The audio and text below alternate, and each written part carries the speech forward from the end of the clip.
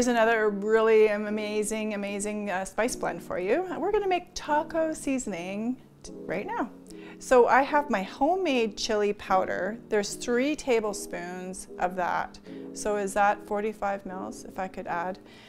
So there's 3 tablespoons of that in this middle center bowl. There is 2 teaspoons, 5 mils of cumin, ground cumin, 1 tablespoon each, 5 mils of black pepper, garlic powder, oregano, onion powder,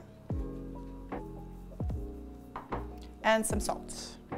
So that was 1 teaspoon, 5 mils each of all of those other last ingredients. So then we're just gonna blend it all together. And I use this in anything burrito-ish, any kind of taco.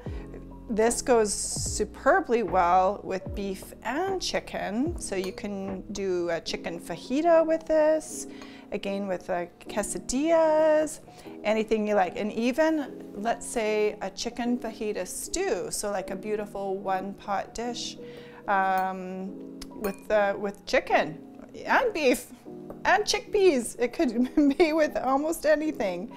So there you go. And this will keep in your counter or your cupboard in a jar for months, as long as it's sealed up real tight.